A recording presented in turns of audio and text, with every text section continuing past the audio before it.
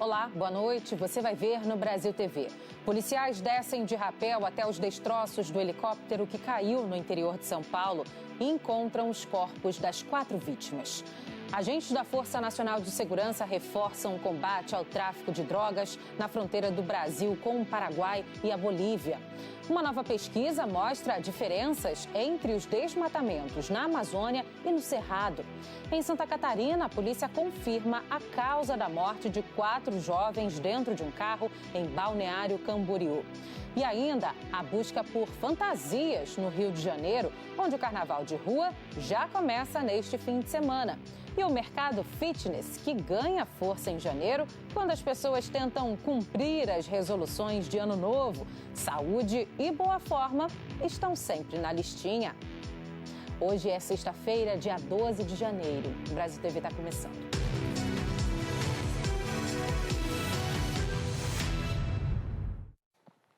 Policiais desceram hoje de rapel numa área de mata fechada no interior de São Paulo, onde estão os destroços do helicóptero que havia desaparecido no fim do ano passado.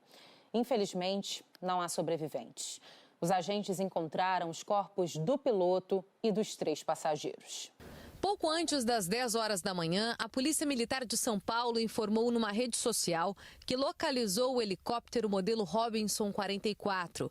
Ele estava desaparecido havia 12 dias e tinha como destino o litoral norte de São Paulo. A aeronave foi encontrada em uma área de mata em Paraibuna, na região do Vale do Paraíba, interior de São Paulo. A cidade fica a 80 quilômetros de São Sebastião, no litoral norte, e a 120 quilômetros do Campo de Marte, na capital paulista, de onde a aeronave decolou no dia 31 de dezembro. No dia, o helicóptero saiu do aeroporto por volta da 1 da tarde. O último contato com a torre de controle foi às 13h10, na região de Caraguatatuba. E às 10h40 da noite, um alerta foi gerado para o Comando de Aviação e para o Corpo de Bombeiros. Hoje, logo após a identificação dos destroços, policiais desceram de rapel para chegar até o local do acidente. Ontem foram divulgadas imagens de câmeras de segurança da rodovia dos Tamoios que mostram a direção em que a aeronave voava. O helicóptero apareceu no quilômetro 58, no trecho de Paraibuna. A imagem foi captada às 2h07 da tarde do dia 31 de dezembro. Na mesma região, uma antena havia captado o sinal de 2 celulares dos passageiros. Estavam a bordo o piloto Cassiano TT Teodoro e 3 passageiros. Rafael Torres, amigo do piloto, que convidou Luciana Rodzevics, de 45 anos, e a filha dela, Letícia Rodzevic, de 20 anos, para um passeio em Ilhabela. Durante a viagem, Letícia trocou mensagens com o namorado. Tempo ruim, não dá para passar. Medo. Pousamos no meio do mato. O namorado pergunta: isso é onde? Letícia responde: sei lá, amor, tô parada no meio do mato. Estamos voltando. Eles estão tentando entrar em Ilhabela ainda. Letícia também enviou 2 fotos do local onde eles pousaram na Serra do Mar. E depois escreveu: tá perigoso, muita neblina. Eu estou voltando. Ela ainda enviou um vídeo que mostra o piloto e um dos passageiros. Numa gravação, o piloto disse que não estava conseguindo cruzar e perguntou para o responsável pelo heliponto de Ilhabela se havia algum buraco, ou seja, algum trecho da rota com melhor visibilidade. Não estou conseguindo cruzar, tá tudo fechado. Tem um buraco em cima do heliponto. Desde o dia que o helicóptero desapareceu, um avião da Força Aérea Brasileira e helicóptero Águia sobrevoaram a região. O avião da FAB, usado na operação de resgate, é do Esquadrão Pelicano, específico para buscas e salvamentos. Foram mais de 60 horas de voos.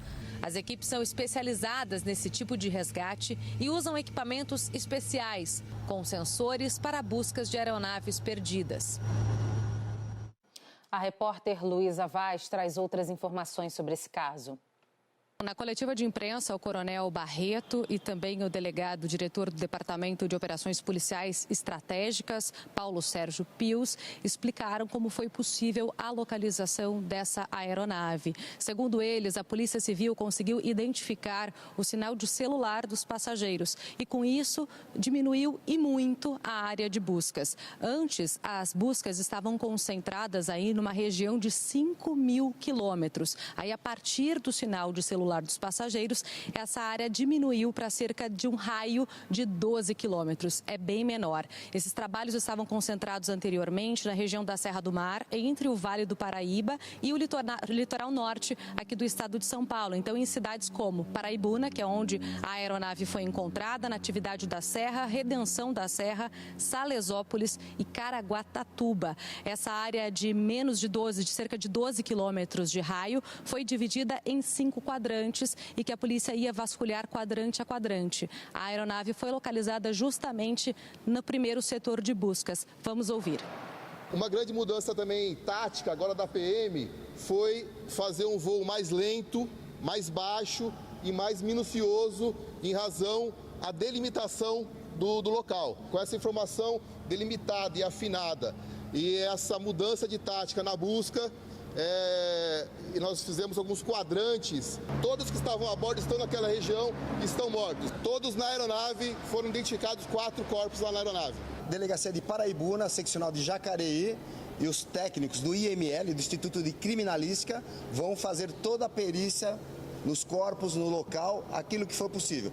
Posteriormente, serão extraídos do local e levados para a Força Aérea, para o dono do hangar, os corpos para o IML, que é a Polícia Técnico-Científica, que vai responder muitas dessas perguntas que vocês estão fazendo, né? Se foi no momento da queda, se foi depois, alguma fratura, estavam vivos, faleceu. Todas essas dúvidas serão sanadas através da Polícia Técnico-Científica e da Polícia Civil. Nossos sentimentos às famílias das vítimas. O Ministério da Justiça vai enviar agentes da Força Nacional de Segurança para a fronteira com o Paraguai e a Bolívia, em Mato Grosso do Sul. Eles vão reforçar o combate ao tráfico de drogas na região.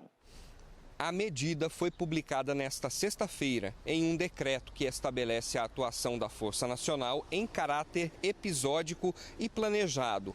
Isso até o dia 3 de maio deste ano. O objetivo é auxiliar a Polícia Federal na intensificação do combate ao tráfico de drogas na região. As equipes da Força Nacional, conhecidas por atuarem em situações de alto risco, devem reforçar a segurança na área de fronteira entre Brasil, Paraguai e Bolívia. A atuação da Força Nacional será articulada em conjunto com os órgãos de segurança pública do Estado e vai se adaptar às necessidades e aos serviços essenciais de preservação da ordem pública e da segurança da população. Vale destacar que a estrutura para receber os policiais da Força Nacional será providenciada pela Polícia Federal. O documento não especifica o investimento financeiro ou o número exato de agentes envolvidos. O contingente será definido conforme o planejamento da Diretoria da Força Nacional de Segurança Pública e do Ministério da Justiça. Eduardo Kotak, de Dourados, para o Brasil TV. O Instituto Nacional de Pesquisas Espaciais divulgou um novo balanço do desmatamento na Amazônia e no Cerrado. O INPE analisou os números de desmatamento de 2 biomas, da Amazônia Legal e também do Cerrado. Na comparação, realidades bem diferentes. O acumulado de alertas de desmatamento da Amazônia Legal caiu pela metade em 2023. Alcançou o melhor índice desde 2018. Por outro lado, o Cerrado teve no ano passado recorde de alertas de desmatamento da série histórica, um aumento de 43%. Segundo o INPE, o Maranhão teve a maior área de cerrado destruída, seguido por Bahia, Tocantins e Piauí. Segundo o governo, o plano de prevenção de desmatamento da Amazônia foi o primeiro a ficar pronto no meio de 2023. Já o do Cerrado, só no fim do ano. O maior problema é que a fiscalização no Cerrado é feita pelos estados. Os estados não informam com precisão as autorizações de desmatamento. Isso dificulta o controle pelo governo federal, porque quando a gente manda uma fiscalização em campo, a gente não sabe o que é legal do que é ilegal. Esse é o grande desafio, a integração de uma base de dados com as informações sobre autorização de supressão de vegetação dadas pelos estados. A polícia de Santa Catarina confirmou que um vazamento de gás causou a morte de 4 jovens dentro de um carro em Balneário Camboriú, no Réveillon. A análise descartou o uso de algum tipo de medicamento ou substância e apontou para a hipótese inicial da investigação. Todas as mortes foram causadas por intoxicação. O monóxido de carbono não tem cheiro nem cor e causa efeitos tóxicos no corpo humano. Os peritos explicam que quando a concentração do gás no sangue passa de 50%, é fatal. A perícia do carro em que as vítimas estavam apontou que 4 peças, incluindo o sistema de escapamento, foram modificadas, o que causou vazamento de monóxido de carbono gerado pelo motor.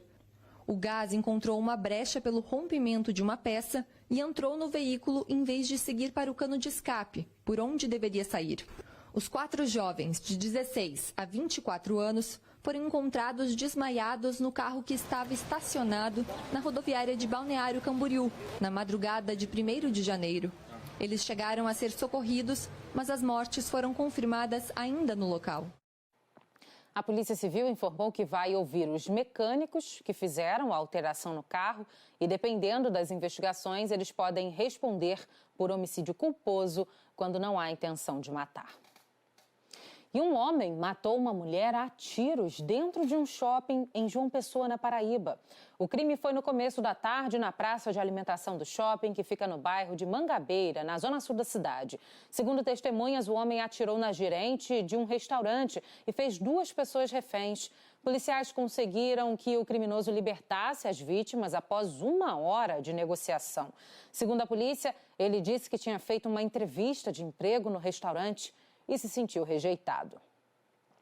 Sucessivos casos de violência no trânsito preocupam no Recife. Em alguns casos, um simples desentendimento pode se transformar em crime. Foi o que aconteceu na agressão a um motorista de ônibus esta semana. Os golpes mais graves foram na cabeça. A gente se passou, eles na contramão. A gente se passou e eu continuei minha viagem.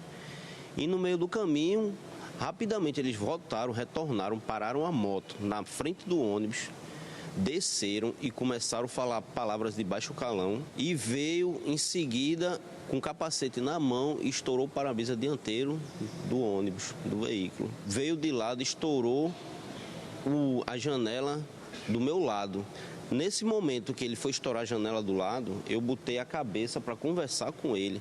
Foi quando o capacete pegou na minha testa. O motorista de ônibus ficou desacordado enquanto era agredido. Foi ajudado por pessoas que pararam no local. Depois, a polícia militar e a equipe do SAMU chegaram. Paulo José Pereira da Silva, de 44 anos, foi levado para o Hospital da Restauração inconsciente. Testemunhas disseram que os agressores fugiram em seguida e o homem que estava de carona teria escondido a placa da moto. Teve confusão no trânsito também no bairro do Janga, em Paulista, na Avenida Carlos Gueiros Leite. O motorista e o motociclista pararam no meio da pista. O carro foi em direção à moto, depois avançou e deu ré. Em seguida, o motorista parou mais à frente, deu ré de novo, atropelou o motociclista, arrastou a moto junto e fugiu. Tudo isso em 30 segundos. O motociclista ficou mancando. As pessoas que estavam perto foram ajudar. Na terça-feira desta semana, também teve confusão no trânsito no bairro da Ilha do Leite, região central do Recife. O homem de camisa amarela estava com uma faca na mão, chamando alguém. Foi em direção a um motociclista parado na esquina e acertou o pneu da moto. O motociclista se aproximou e depois correu de novo do homem que permanecia com a faca na mão. O que muita gente chama de briga de trânsito, na verdade, pode ser crime. Por isso é importante que as pessoas procurem a polícia para registrar o boletim de ocorrência. É o caminho para que os casos cheguem à justiça. Necessariamente virará crime se, em razão desta motivação da briga do trânsito, advier uma ameaça, advier uma lesão corporal, uma lesão à integridade física de quem quer que seja, ou mesmo um homicídio. Em Porto Alegre, a demora no fornecimento de alguns remédios pelo Sistema Único de Saúde prejudica pacientes com doenças crônicas. O Sandro toma 6 comprimidos diferentes por dia. É uma vida inteira de convivência com os remédios. As primeiras medicações começaram aos 3 anos, quando ele foi diagnosticado com leucemia. Aos 12, começaram as convulsões que o acompanham até hoje. Quando eu saí de casa, que eu fui trabalhar fora, eu estava no serviço, estava trabalhando assim, aí a crise me dava do nada. Os remédios mudaram ao longo dos anos e a dependência só aumentou. Uns ele consegue de graça nos postos de saúde, outros precisa comprar. A maior preocupação é com o medicamento usado para conter as convulsões. A caixa, que dura 1 semana, custa R$200 e desde setembro ele não consegue mais os comprimidos pelo SUS. O remédio que o Sandro precisa é adquirido pelo Estado e distribuído pelo município através da Farmácia de Medicamentos Especiais. Ela atende em média 30 mil pessoas por mês, mas nem todas conseguem levar o que precisam para casa. A Secretaria Municipal de Saúde, responsável pela gestão da farmácia há pouco mais de 1 ano, costuma ter dificuldade para entregar pelo menos 5% dos medicamentos da lista de distribuição. Os motivos e os remédios variam de mês a mês. Às vezes o que acontece é que algum medicamento ele tem uma falta nacional, às vezes até mundial, né, por algum componente que não está sendo produzido pela indústria farmacêutica por algum motivo. No caso do remédio para convulsão usado pelo Sandro, o atraso de meses foi por problema com o fornecedor do Ministério da Saúde. Quando eles têm essa falha, precisam reorganizar e depois fazer toda a logística de entrega, que é sai de São Paulo, vem para o nosso depósito aqui do Estado e aqui do Estado a gente tenta ser quase que de imediato vir a entrega aqui para nós no município. A boa notícia chegou por telefone, direto da Farmácia de Medicamentos Especiais. Tá bom, tô indo aí buscar. Meia hora depois, o Sandro já estava na farmácia para buscar o remédio que esperou por 4 meses. A seguir, o mercado fitness está bombando em janeiro. Muita gente está em busca de boa forma, saúde e qualidade de vida, claro. Itens da listinha de promessas de ano novo. Não saia daí.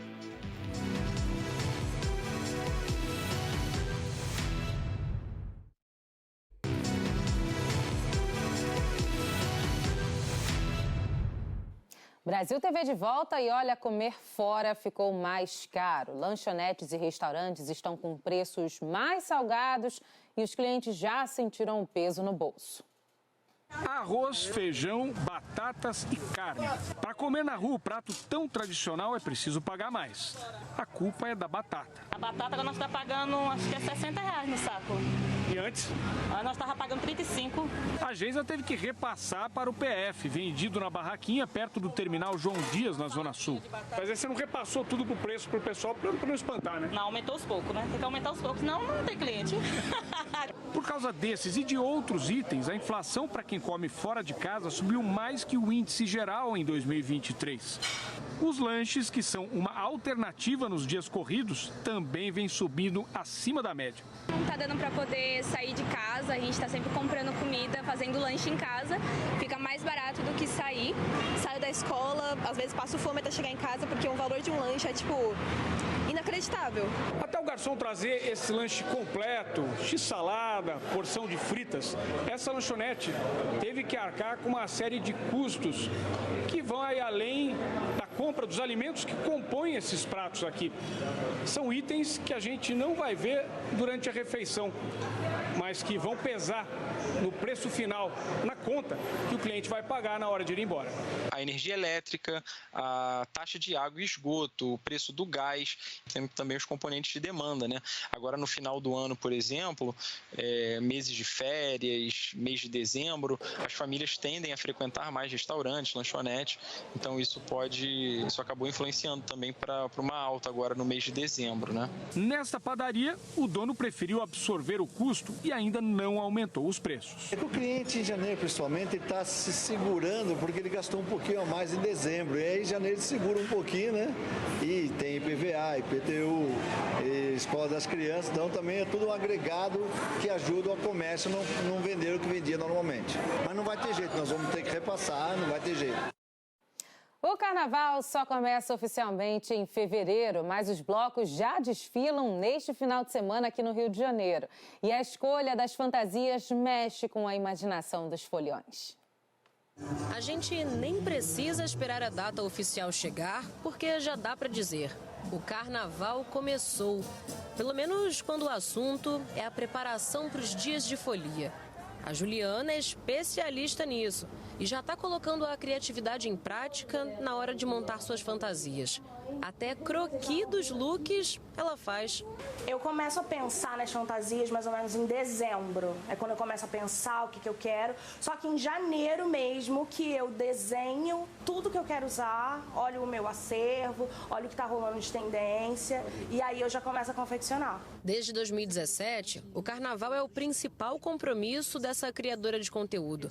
Formada em moda, ela divide o passo a passo dos looks coloridos e divertidos com os mais de 15 mil seguidores nas redes sociais e dá todas as dicas do que deve bombar nos blocos a cada ano. Eu posto dicas, soluções fáceis de como a pessoa pode fazer uma fantasia com materiais comuns ou materiais mais sofisticados. Eu acho que as pessoas adoram. No carnaval todo mundo tá feliz, todo mundo quer mais. No carnaval mais é mais.